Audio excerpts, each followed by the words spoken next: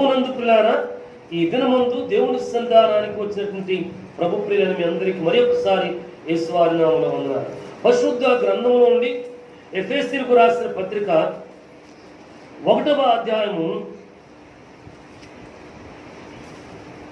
7వ వచనము, 8వ వచనము, 10వ వచనం, ఈ 3 వచనాలు మనం చదువుతున్నామండి. దేవుడు కృపా మహదైశ్వర్యమును బట్టి ఆ ప్రీనియందు ఆయన రక్తము వలన మనకు విమోచనమును, అనగా మన అపరాధములకు క్షమాపణ మనకు కలిగి ఉన్నది. కాలము సంపూర్ణమైనప్పుడు జరగవలసిన తన ఏర్పాటును బట్టి ఆయన తన దయా సంకల్పము చొప్పున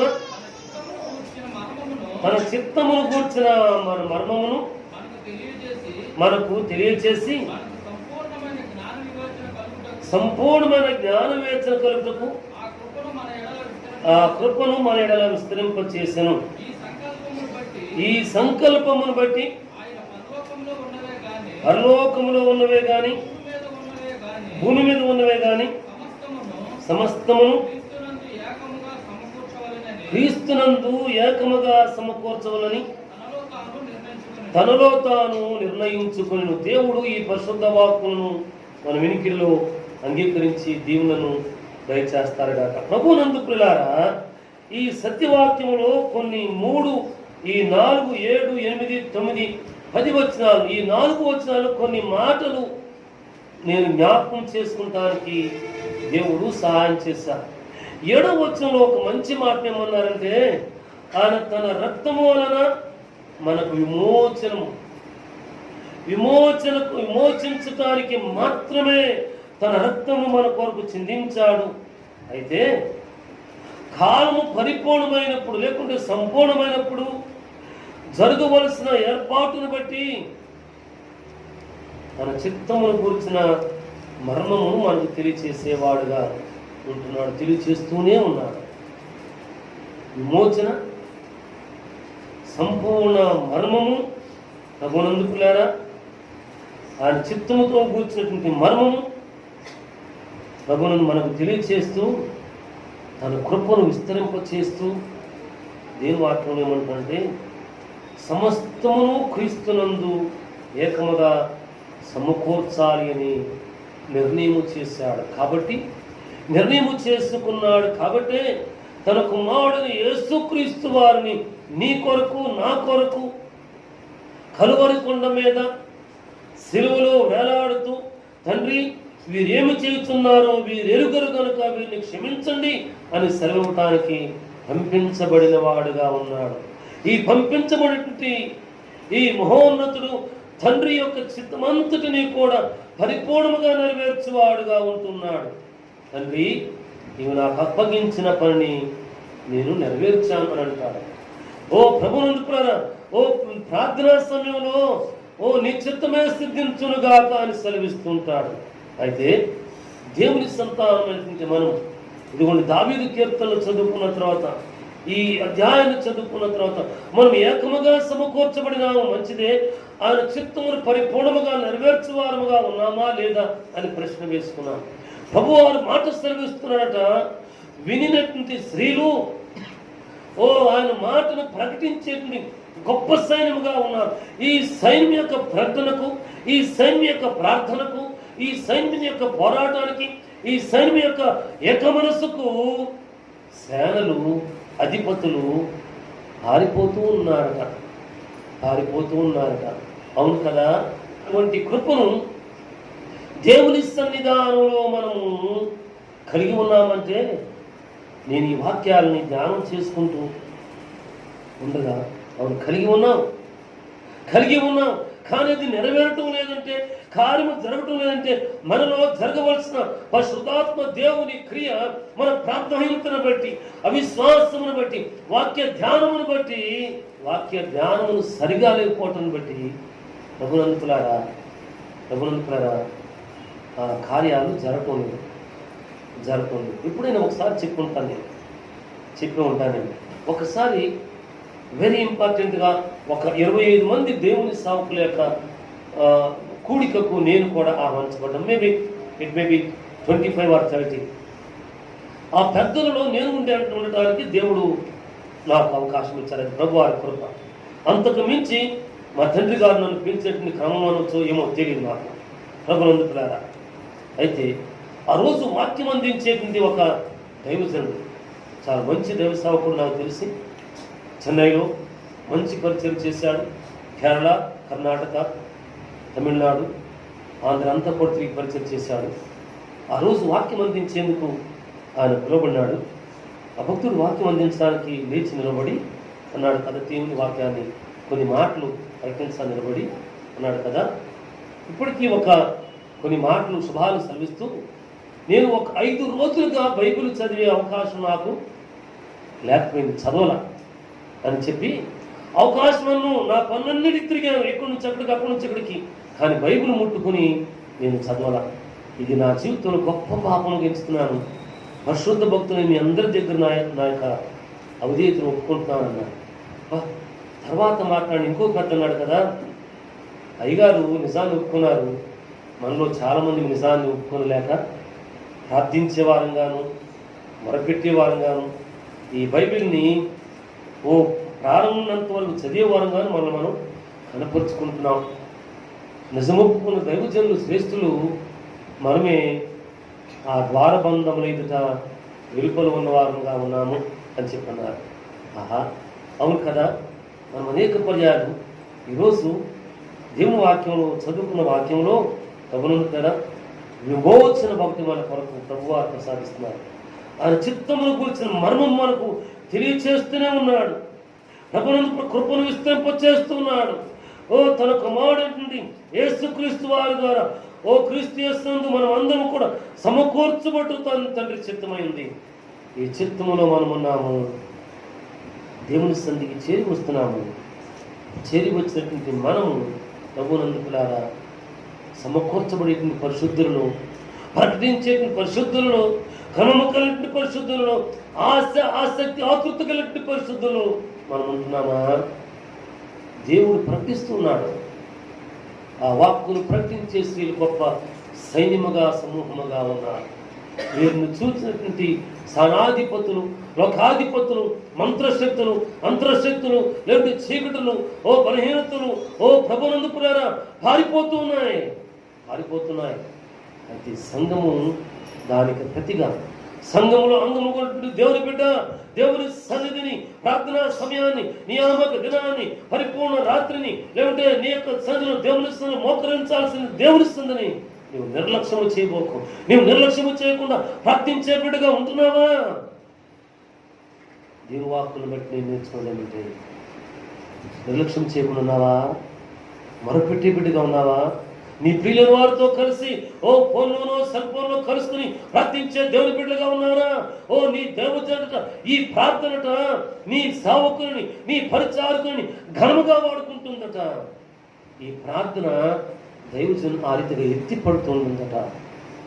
నీ దాసుడు ఎత్తి పట్టబడాలి అంటే నీవేం చేయాలంటే నిర్లక్ష్యంగా ఉండకూడదు. దేవుని నియమమును మర్చిపోకూడదు. చాలా సంవత్సరాల క్రితం ఒక సంఘటన జరిగింది. విశాఖపట్నంలో సముద్రం ఒడ్డున ఒక దైవజనుడు ప్రత్యేక కూటాన్ని ఏర్పాటు చేశాడు. ఆ కూటం అయిపోయింది, పాటలు అయిపోయినాయి, వాక్యం అయిపోయింది, ఆశీర్వాద ప్రార్థన చేయబోతా ఉన్నాడు. ఈ దైవజనుడు ఫోన్లో మైకులు అన్నాడట కదా, ఈరోజు సంతానం లేని వారందరూ ఎవరో వేదిక దగ్గరికి రండి, వారి కోసం ప్రత్యేకంగా ప్రార్థన చేయబోతున్నాను అని చెప్పన్నాడట. ప్రభునందుకులారా, టీవీలో వచ్చిన వాక్యం అది. అయితే ఆ రోడ్డు శీర్షోర్ ప్రక్కన మంచి 4 లేని రోడ్డు ఉంది విశాఖపట్నంలో. ఆ రోడ్డుని ఎవరో పనికిళ్ళు ఆయన ఒక బుట్ట, తట్ట, పొలుగు, పార ఏవో వేసుకుని నడిచిపోతున్నాడు. ఆ మాట చెవులో పడింది. పరిగెత్తుకుంటూ వెళ్ళి ఆ గేట్ దగ్గర ఈ బుట్ట, పొలుగు, పార పెట్టేసి ఈ వందలాదిగాను లేకుంటే 1000 మందిగా ఉన్నటువంటి జనాలు తోసుకుంటూ వేదిక దగ్గరికి నిలబడట. విసుక్కుంటారు కదా, మేము కూడా ప్రార్థనకున్నాం, తోసుకెళ్ళిపోతే ఏం పోయి అంటూ ఉంటారు.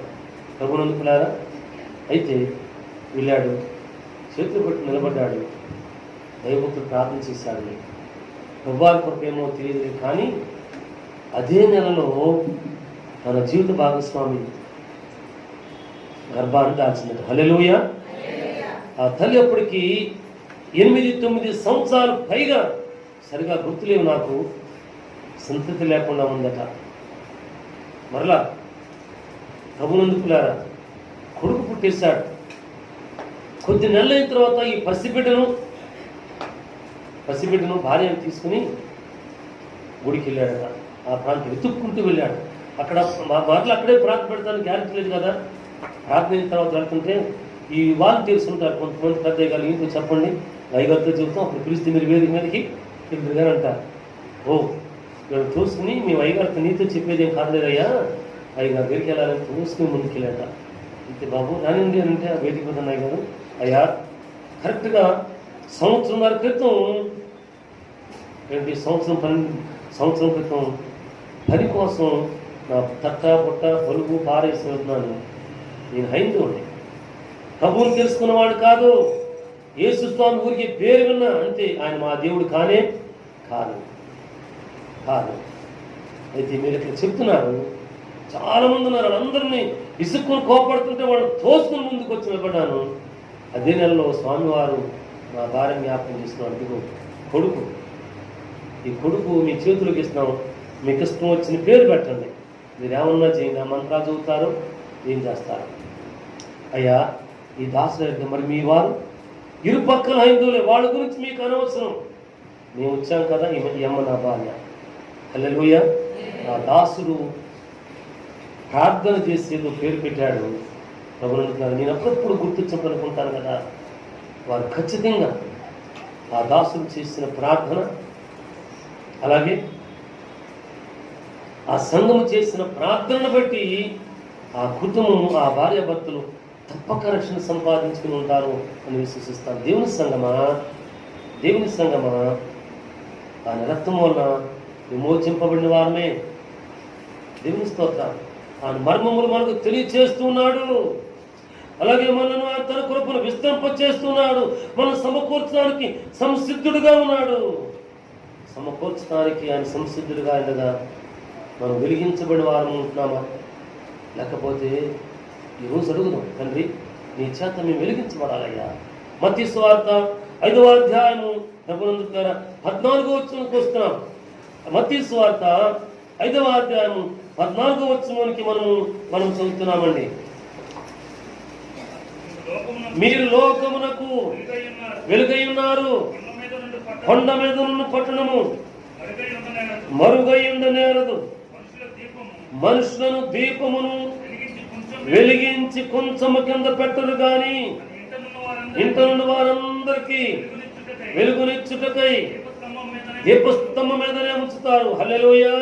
ప్రభునందుకులారా, ఈ రీతిగా సాక్ష్యమును చెప్పి సేనలు పారిపోవటానికి, మంత్రపు కట్లు తెగిపోవటానికి, లోకాధిపతులు పారిపోవటానికి నీవు నేను వెలిగించబడిన వారము ఉన్నాము. మన పరమ తండ్రి వాక్కును ప్రకటిస్తుండగా ఆయన పరమ తండ్రి యొక్క దేవుని జీవస్థంలో చేరేటువంటి మనము గొప్ప సమూహముగా, గొప్ప వీరులముగా, ప్రార్థనా వీరులముగాను, సాక్ష్యం చెప్పే వీరులముగాను, ఆత్మను సంపాదించేటువంటి వారంగాను, మన ఆత్మీయ దీపమును వెలిగించుకునేటువంటి వారంగాను ఉంటున్నప్పుడు మన నోటి వెంట వచ్చినటువంటి వాక్కును ఆయన ఫలింపచేసేవాడుగా ఉంటా ఉన్నాడు. దేవుని సంతానమా, మీరు లోకములకు వెలుగై ఉన్నారు. కొండ మీద ఉన్న పట్టణము మరుగై ఎవరికి కూడా మరుగై ఉండని అంటే మనం కొండ మీద ఉన్నామా? అవును. దారిని వెళుతుంటే మీరు ప్రార్థనలో అని చెప్పని అంటుంటారు. ఎప్పుడైనా నీవు ఆ మాట ఉన్నావో లేదో? నీవు ఆదివారం నాడు వచ్చినప్పుడు ఈ జీవ గ్రంథాన్ని చేతి పట్టుకుని వస్తే బైబిల్ చేతితో పట్టుకుని వెళ్ళాలా? ఉన్నట్టు హ్యాండ్ బ్యాగ్లోనో లేకపోతే బండిలోనో తీసుకుని వెనకాల ఇంకోటి తీసుకుని వస్తారుగా అనేటి వారు కూడా ఉంటారు. నీ జీవ గ్రంథము నీ చేతిలో ఉంటాను బట్టి నీవు గుర్తించబడుతున్నావు. దేవుని సంతానంగా గుర్తించబడుతున్నావు. ప్రార్థనా కుటుంబంగా గుర్తించబడుతున్నావు. పరిశుద్ధుల సమూహంలో కలిసే ప్రియబిడిగా గుర్తించబడుతున్నావు. సమకూర్చబడేటువంటి పరిశుద్ధుల గుంపులు అన్నట్లుగా నీవు గుర్తించబడుతున్నావు. అయితే నీవు వెలిగించబడిన దేవుని బిడ్డ. ఈ దీపం మారిపోనివద్దు.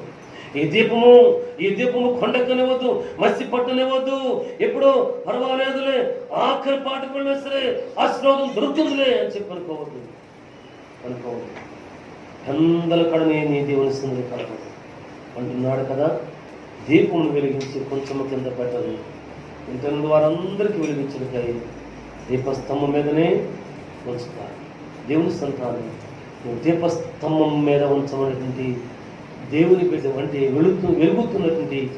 వెలుగుతున్న మంచి దీపాన్ని, మసిపట్టే దీపం కాదు.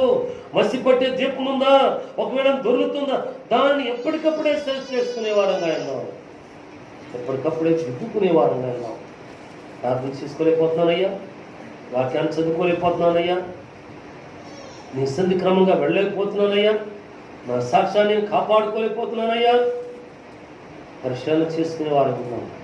దేవుని సంతానమా, దేవుని బిడ్డలారా, దేవుని కృప చేత విమోచింపబడినటువంటి మనమును తెలియచేసి ఆ కృపను విస్తరింపచేసినటువంటి మనము సమకూర్చబడేటువంటి పరిశుద్ధులు గుంపునటువంటి మనము వెలిగించబడినటువంటి వారు.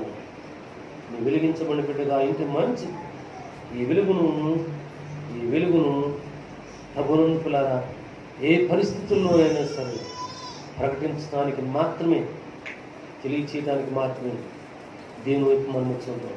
అవును, సాతానుడు ఏం చేస్తాడంటే, మన విరోధి ఏం చేస్తాడంటే, ప్రభునందుకులారా మనం పడతాడండి, బంధిస్తాడండి, అతలాకుతలం చేస్తాడండి, ప్రభునందుకులారా తరుముతూ ఉంటుంటాడండి.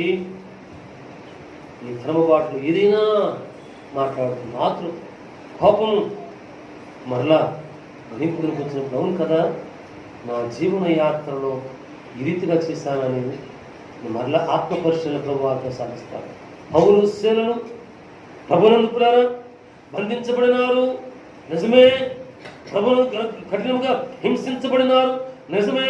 చెరసాలలో వేయబడ్డారు, కొండలు వేశారు, సంఖ్యలు వేశారు. అయితే దేవుని వాక్యం ఉంది, పాటల ద్వారాను ప్రార్థనల ద్వారాను దేవుని స్తుతిస్తూ ఉన్నారట. మహాభూకంపం కలిగింది, చెరసాల పునాదులు ఎదిరినాయి. ప్రభునందుకులారా చెరసాల పునాదులు ఎదిరినాయి, వారి సంఖ్యలు ఊడిపడినాయి, ద్వారబంధములు కూడా తెరుచుకున్నాయి. అయితే ఈ రోజుల్లో ఒకవేళ ఏదైనా తలుపు తెరిచుండే, మంచి నిద్రలో లేవగానే తలుపు తీసుంటే ఏమనుకుంటాం? దొంగన్నప్పుడు ఉండాలా, లేకపోతే దొంగ కాకపోతే ఏదైనా దైవం వచ్చి ఆటోమేటిక్గా తాళం తీసి పారిపోయిన ఉండాలా? ఇప్పుడు దొంగని వెతికే ధైర్యం చాలదా? ఇది దొంగను సాతాను వెతికే ధైర్యము చాలదు. ఉన్న మంచం మీద సాప్ మీద కూర్చో ఎవరైతే తలుపు తీస్తాను కేకలేస్తాం కదా. దేవుని సన్నిధిలో ఆ రీతిగా భయపడవలసిన అవసరం లేదు. భయపడిన చెరసాలాధిపతి తను తాను హతమార్చుకొనబోయాడు. దైవభక్తుడు చెప్పాడు కదా, నాయనా నీవు ఏ హానియు చేసుకుని పోగొప్ప, మేమందరము ఇచ్చటనే ఉన్నాము. అయితే చూచి ఈ చెరసాల అధిపతి ఏమడిగాడు తెలుసయ్యా, ఈ రక్షణ పొందుకుంటానికి నేనేమి చేయాలి? పౌలు శీలలు ఏమి చెప్పలా? నువ్వు పాపం చేసావు, మమ్మల్ని బంధించి మనం కొట్టించి పాపం చేసావు, సంఖ్యలేసి పాపం చేసావు, లేకపోతే బండలేసి పాపం చేసావు, వాళ్ళు చెప్తే చెప్పారులే వీళ్ళు దేవుడి భక్తులను గుర్తించుకోకుండా పాపం చేసావని ఇన్ని మాటలు మాట్లాడా. సెలవిచ్చిన సత్యవాక్యం ఒకటి, నీవును నీ ఇంటి వారును ప్రభువైన యేసునందు విశ్వాసం ఉంచుము, అప్పుడు నీ ఇంటికి రక్షణ. విశ్వాసాన్ని బట్టి ఒక్కొక్కటి క్రమక్రమంగా వచ్చేస్తుంది. అవును దేవుని బిడ్డ, సాక్ష్యము చెప్పే ఈ కుమార్తె, ఈ పెద్ద తమ్ముడు, చెల్లెమ్మ, నువ్వు ఓకే పాపం గురించి చెప్పకు. నా దగ్గర కూడా చాలామంది ప్రయాణాలు చేసినప్పుడు, రైలు వెళ్ళినప్పుడు, ఏమండి మీ క్రైస్తువులు ఎప్పుడు పాపమో పాపమో పాపం అంటారండి, ఆ పాపం ఎక్కడుందని అడిగిన వారు కూడా ఉన్నారు. ఎక్కడుందని పాపం చూపిస్తావా? చూపించగలుగుతామా? ఇక్కడుందా పాపం చూపిస్తామా? ఆయన చొక్కా జేబులో ఇక్కడ పాపం చూపించగలుగుతాం? చూపించలేము. మొదటి విశ్వాసం తీసుకుని పోతాము. ఆ విశ్వాసం వారిని బలపడుకున్నది వారి జీవన యాత్ర అడుగులను మాటలను బోధిస్తూ ఉంటుంది. వాటిని పరిశుద్ధాత్మ నీవు ఒప్పింపు చేస్తాడు. ప్రభునందుకులారా, వారు దేవుని యొక్క రక్షణలోకి వస్తారు. ఒక ఆత్మను సంపాదించిన ప్రియబిడ్డ అవుతాం. యెహోవా ప్రకటిస్తున్నాడు, ఆ మాటలను తెలియచేసేటువంటి స్త్రీలు బహు సమూహముగా ఉన్నారు. ఈ సమూహమును చూస్తుంటే సేనాధిపతులు పారిపోయిన వారు ఉన్నారు. అటువంటి గొప్ప కృపను, ఆయన కనికర కృపను మనకు దేవుడు ప్రసాదించడానికి సంసిద్ధుడుగా ఉన్నాడు. మనం శ్రద్ధపడి దేవుడు చూసేవారు. నాతో పాటు అపొస్తలుల కార్యములండి 18వ అధ్యాయం, ప్రభునందుకులారా 18వ అధ్యాయం 9, 10 వచనాలు మనం చదువుకుంటున్నాం. చూడండి, అపొస్తలుల కార్యములు 18వ అధ్యాయము 9, 10 వచనాలు. రాత్రి వేళ దర్శనమందు ప్రభువారు నీవు భయపడక మాట్లాడము, మౌనముగా ఉండకుము, నేను నీకు తోడై ఉన్నాను, నీకు హాని చేయుటకు నీ మీదికి ఎవరు రారు. ఈ పట్టణములో బహుజనమున్నదని పౌలుతో చెప్పగా అతడు వారి మధ్యను దేవుని వాక్యమును బోధించుచు 1 సంవత్సరం మీద 6 నెలలు అక్కడ నివసించను. హల్లెలూయా. దేవుని సంతానమా, దేవుని ప్రియులారా, శనివారం బుధవారం ఉపవాస దినములు ఒక ప్రార్థన చేసుకుంటున్నాం. ప్రార్థనలో ఒక మాటను కూడా చేర్చుకుంటున్నాం. నాయన, మా కుటుంబానికి, ఈ మందిరానికి పౌరింపు నుండి, కర్నూలు నుండి, వడ్డపాడు నుండి, వివిధ ప్రాంతాల నుంచి అనేక మంది వస్తున్న మాట నిజమయ్యా. అయితే ఈ గ్రామంలో నీ చిత్తములో ఉన్న వారు చాలా మంది ఉన్నారయ్యా. వారిని ఎద్దుకు నడిపించవు అని ప్రార్థన చేస్తున్నాం. ఆ ప్రార్థన దేవుడు ఆలకిస్తున్నాడు. ఇదిగోండి, ఇక్కడ దేవుని వాక్యం ఉందండి. దేవుని వాక్యం ఉందంటే పౌలు ప్రభునందుకులారా మాసిదోనియాకు వెళ్ళారు. దేవుని వాక్యాన్ని ప్రకటించడానికి వెళ్ళారు. రాత్రి విశ్రాంతి తీసుకున్నారు ఈ దేవభక్తులు. అయితే దేవుడు దర్శనంలో కనపడ్డాడు. ఓ ప్రభునందుకులారా, ప్రభువారు చెప్పాడు కదా, నీవు ఈ పట్టణస్తులకు, ఈ గ్రామస్తులకు, ఇక్కడ కొడాలు పట్టుకునే వారికి, ఎదురెక్కించే వారికి, ఎవరెవరికి భయపడబోకు, మౌనముగా కూడా ఉండొద్దు. నేను నీకు తోడుగా ఉన్నాను, నీకు తోడుగా ఉన్నాను. హాని చేయటానికి, ఎదిరించడానికి ఎవరు కూడా రాను. ఒకవేళ ఎదిరించేవారు ఉన్నారా, చూసుకునే పని నాది. హాని చేసేవారు ఎవరు పని. అయితే ఒక శ్రేష్టమైన వాక్యం ఉందంటే, ఏముందంటే, ఈ పట్టణములో నాకు బహుజనం ఉన్నది. హల్లెలూయా. దాని చిత్తములో ఉన్నవారు చాలా మంది ఉన్నారు ఆ పట్టణంలో. ఆ పట్టణం చుట్టుపక్కల ఓ ప్రభుత్వం చాలా మంది ఉన్నారు. కాబట్టి వారందరూ పట్టబడ్డకు ఈ దైవభక్తులు ప్రభుత్వం పౌలు, శీల, తిమోతి ఈ రీతిగా ప్రియులు ఓ దేవుని వాక్యాన్ని మరవకుండా, మరొకరకు భయపడకుండా, ఆలోచన చేయకోకుండా సత్యవాక్యమును మాత్రమే, ధర్మశాస్త్ర వాక్యాన్ని మాత్రమే, రక్షుడైన యేసుక్రీస్తు వారి రక్షణ సువార్త వాక్యం మాత్రమే మీరు ప్రకటించాలి. ప్రకటించగా పరిశుద్ధాత్మ రక్షణ కార్యము జరిగించేది ఎవరట? మన ప్రభు రక్షుడైన యేసుక్రీస్తు వారు. వారి తండ్రి అయిన దేవుడు సమకూర్చులకు సిద్ధపడి ఉన్నాడు కదా. సమకూర్చేవాడు దేవుడు. దేవుని బిడ్డ మన కుటుంబంలో, ఇక్కడే కాదు, అనేక సంఘాల్లో దేవుని సంతానమైనటువంటి వారు చేరినప్పుడు 3 వంతులు రూపాయలు 75% స్త్రీలు మాత్రమే ఉంటున్నారు. ఇవి మనం చదువుకున్న వాక్యము యెహోవా ప్రకటిస్తున్నాడు. ఆ వాక్యమును తెలియచేటుకు స్త్రీలు సమూహముగా సాగిపెడుతున్నారట. అయితే సాగి వెళ్ళే తల్లులతోనూ, కుమార్తెలతోనూ, చెల్లెములతోనూ ఒక మాట మాట్లాడినామండి. ఇప్పుడు అయ్యా ఉన్నారు, మరి నేను నాతో మాట్లాడితేనే మాట్లాడతానండి కదండి. వందనాలు చెబితేనే, అనవసరంగా రెండో వాళ్ళతో నేను మాట్లాడండి. ఆమె అనగానే ఇటువంటి వాళ్ళు ఏమైపోతారండి? మాయమైపోతారు. అవసరం ఉంటేనే మాట్లాడతారట, అవసరం ఉంటేనే వందనాలు చెబుతారట.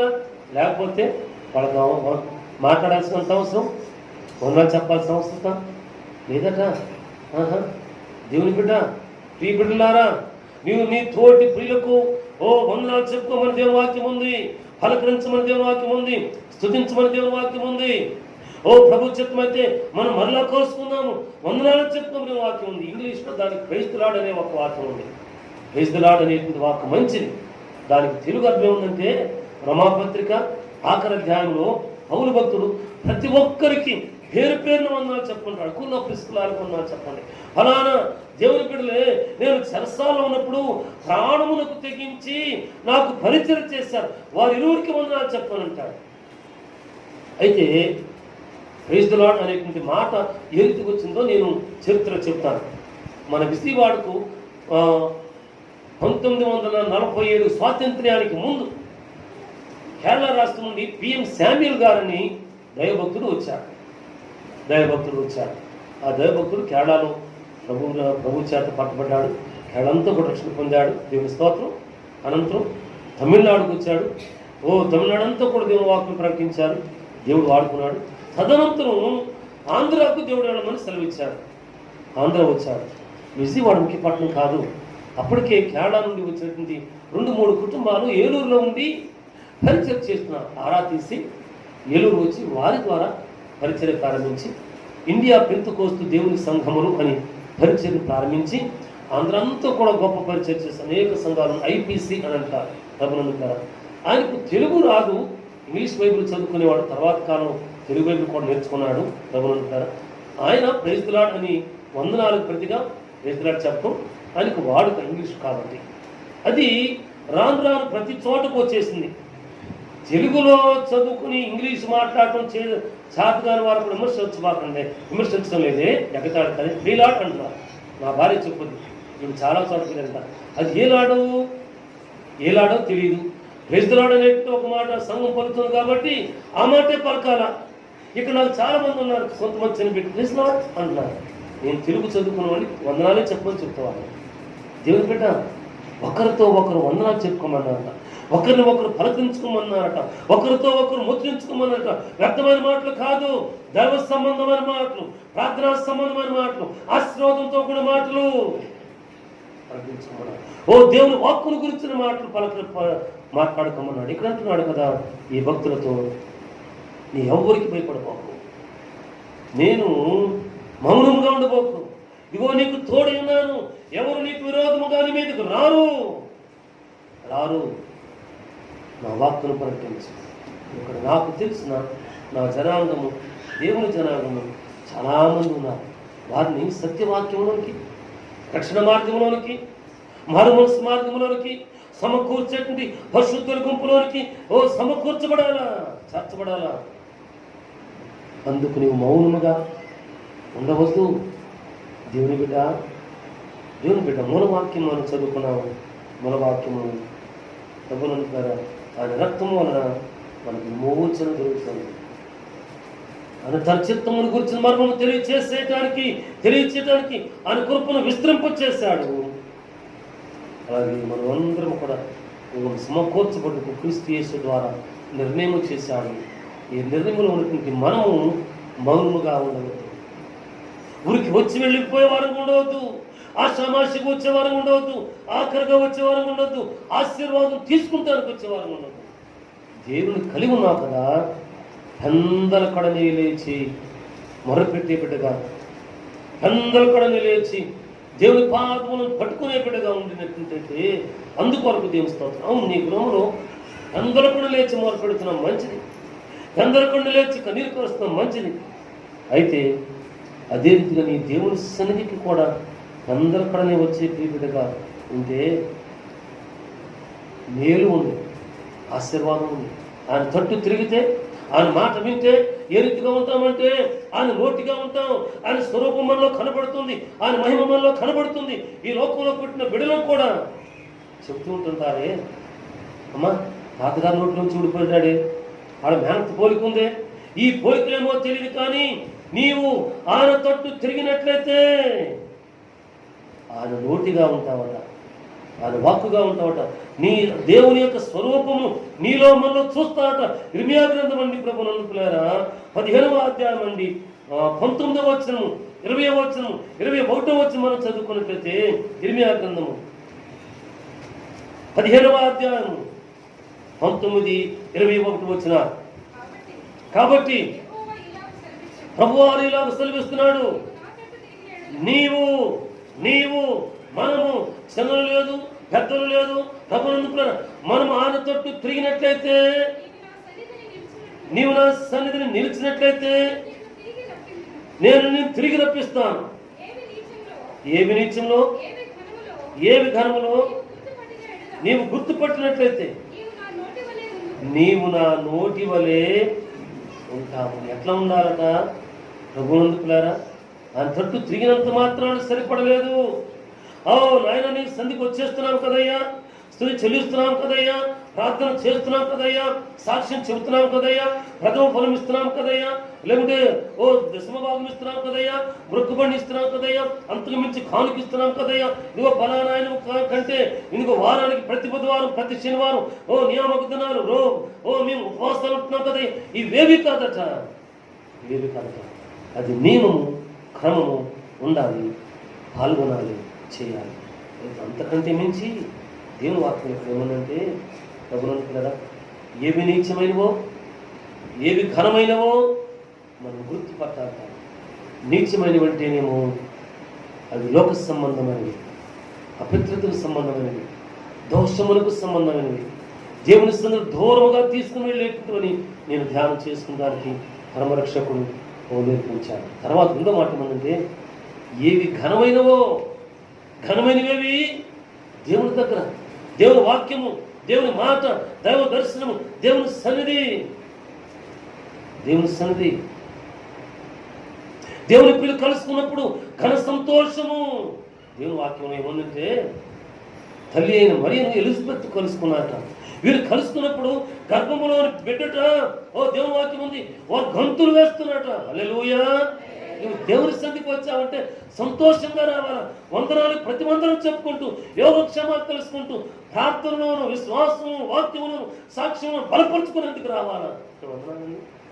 ఆ మాట వినపడకుండా అంటానికి రాకూడదు. నువ్వు ఆమెను చెప్పగానే మాయమైపోవడానికి రాకూడదు. నువ్వు దేవుని సన్నిధికి అన్నాడు. నువ్వు నా తట్టు తిరిగినట్లయితే, నా సన్నిధిని నిలిచినట్లు నిన్ను తిరిగి మరలా ప్రతినిత్యము రప్పించేవాడు ఉన్నాడు.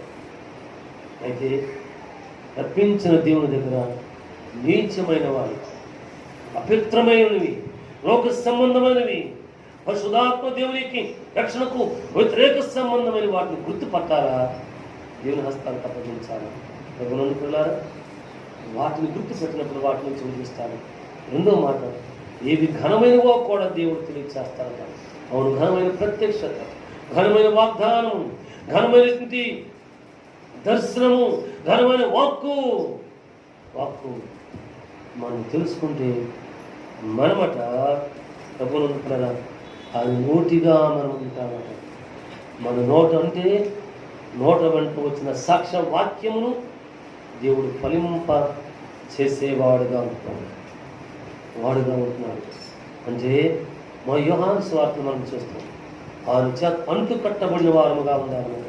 అంటు కట్టబడితే ప్రభునందుకులారా చేదు అనేది మనలో లేకోకుండా మంచి ఫలాలు ఫలించటానికి దేవుడు మనకు తన సారమును, తన బలమును, తన శక్తిని ఇచ్చి కృప చూపించేవాడుగా ఉంటాడన్నమాట. కృప చూపించే దేవుని దగ్గర దేవునికి మాత్రమే మనం తిరుగుతాం. ఆయన ముఖాన్ని చూద్దాం, ఆయన వెలుగును మనం చూద్దాం. ప్రభునందుకులారా మన గనులుగా ఎంచి, ప్రభునందుకులారా గనులుగా ఎంచి తన కృపను మనం జీవింపచేసేవాడు మన దేవుడు, జీవాధిపతి.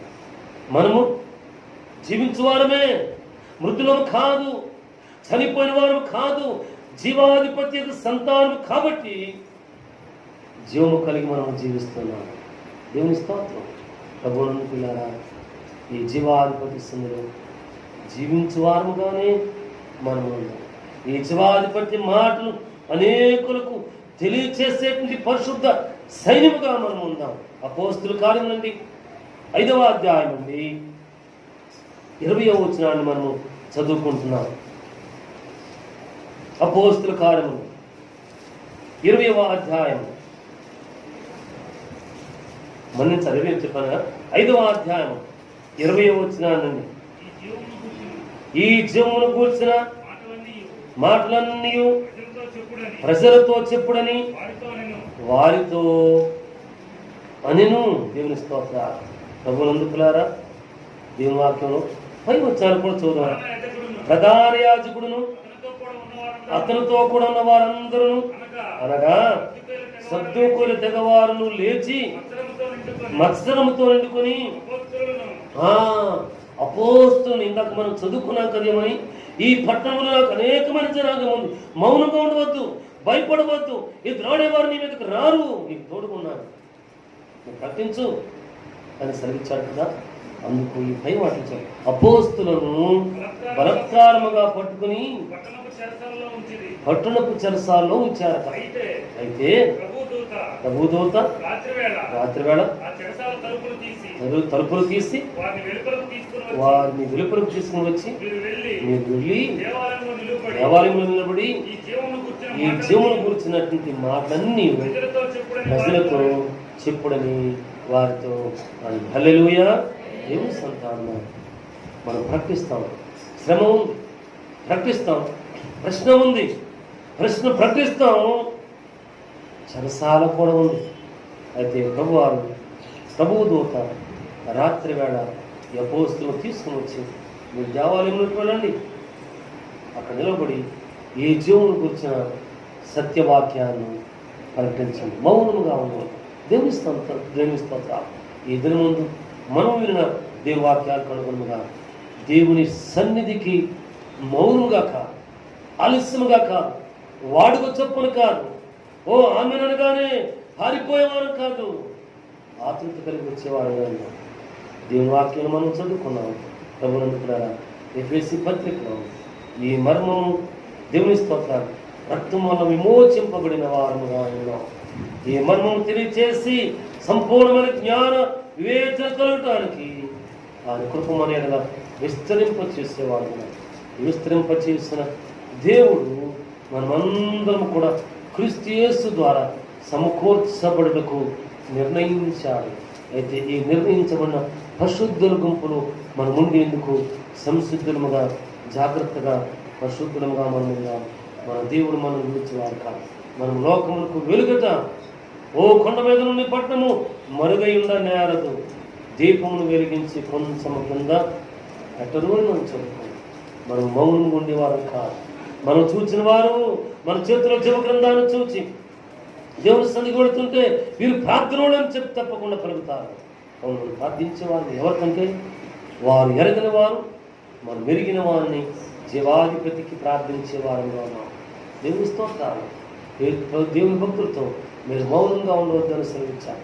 మనం మౌనంగా ఉండవద్దు, ప్రకటించేవారుగా ఉన్నాం. ఈ జీవమును కూర్చుంటే సత్యవాక్యాలు మనం వెళ్ళిన చోటు నెలను, లేకుంటే కలిసిన చోటు నెలను దేవుని సాక్ష్యవాక్యాలు ప్రకటించేవారు ఉన్నారు. దేవుడు తన కార్యాలను జరిగిస్తాడు. కొన్ని కుటుంబాలను రక్షిస్తాడు, కొంతమందిని రక్షిస్తాడు. మనను ఆ ప్రతిఫల ఆశీర్వాదం పరలోకం మన కొరకు దాచి ఉంచుతాడు. అటువంటి కృపను దేవుని సన్నిధిలో వచ్చిన మనం అందరం కూడా సంపాదించుకుని దేవుని కృపను వృద్ధులదాం గాక. ఈ జీవ తెలుగును అనేకులకు తెలియచేద్దాం గాక. దేవుని స్తోత్రాలు. దేవుడి వాక్కును అంగీకరించి మేలుగా చేస్తారు. ప్రార్థన చేసుకుంటున్నాం.